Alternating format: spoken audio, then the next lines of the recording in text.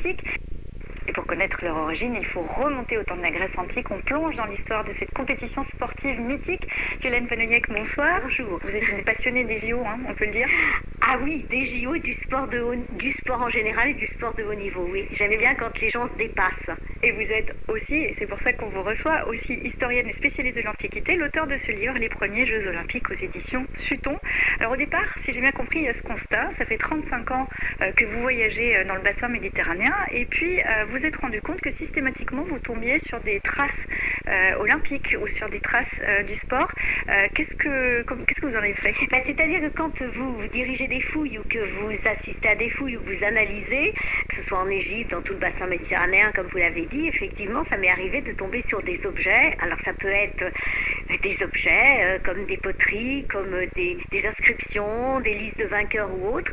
Et donc je les ai regroupés, parce que c'est du plus petit site de fouilles jusqu'au plus important. Je les ai regroupés, j'ai tout regroupé, et un jour, effectivement, j'ai écrit un premier livre. J'en suis au 7e. Mais alors là, on peut dire que c'est la somme. C'est-à-dire que là, j'ai vraiment regroupé tout ce qu'on avait découvert et accompagné de l'iconographie. Et là, j'en suis ravie. Parce que, en fait, l'iconographie apporte énormément de choses pour comprendre justement l'origine du sport. Oui, c'est très visuel. Il y a beaucoup de photos qui nous permettent de traverser cette histoire. Le livre est articulé autour de 7 grands thèmes. Pour en citer quelques-uns, la place du sport dans l'Antiquité, les Romains et les Jeux, les épreuves olympiques, le sport comme un métier, ce qui est assez le professionnalisme dans l'Antiquité. Voilà. Oui. Mais déjà, pour partir du départ, est-ce qu'on arrive à dater vraiment les tout premiers Jeux? Alors, c'est très intéressant votre question. Je vais y répondre, bien sûr. Les premiers Jeux, les tout premiers Jeux officiels à Olympie ont eu lieu au 8e siècle avant Jésus-Christ. Mais on se rend compte qu'il y avait l'équivalent de Jeux bien avant. Il faut remonter aux Égyptiens et même aux premières dynasties chinoises. Donc, il faut remonter très très loin pour trouver l'équivalent des épreuves olympiques.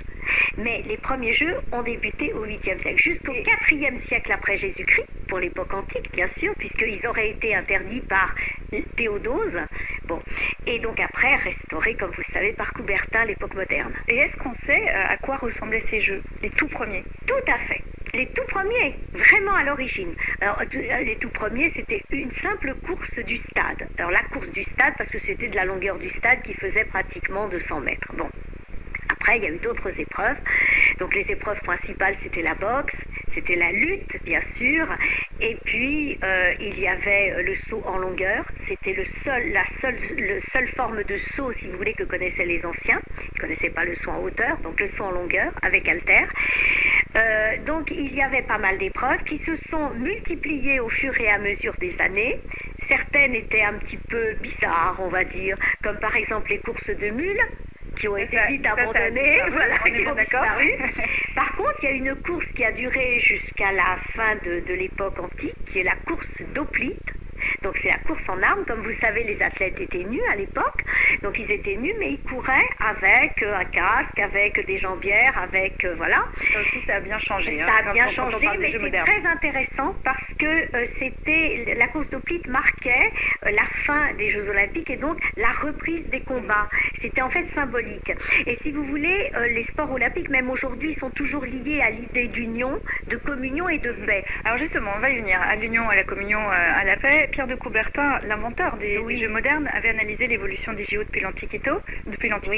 Oui. Très tôt, il constate que le sport a dévié de son but à cause de l'argent, du spectacle. Oui. Quel parallèle on peut tirer entre les premiers Jeux et les Jeux modernes? Bon, alors d'abord, rendons à César ce qui est à César. On dit toujours que c'est Coubertin. C'était pas une idée de Coubertin à l'époque. Bon, mais enfin, bon, allez, c'est Coubertin qui est resté. Donc voilà. Entre parenthèses, il n'a pas laissé une belle place aux femmes, puisque vous savez que souvent il interdisait aux femmes de concourir dans certaines épreuves. Alors que dans votre livre, on se rend compte que les femmes avaient une place.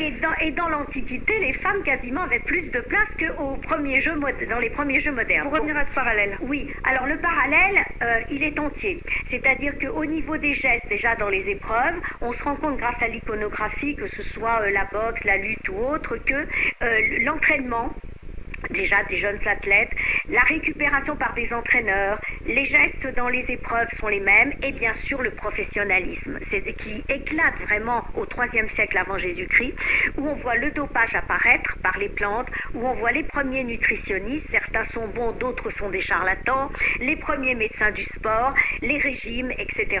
Donc le parallélisme, il peut être fait totalement, et les politiques, bien sûr, qui récupèrent le sport pour mettre leur pays en avant.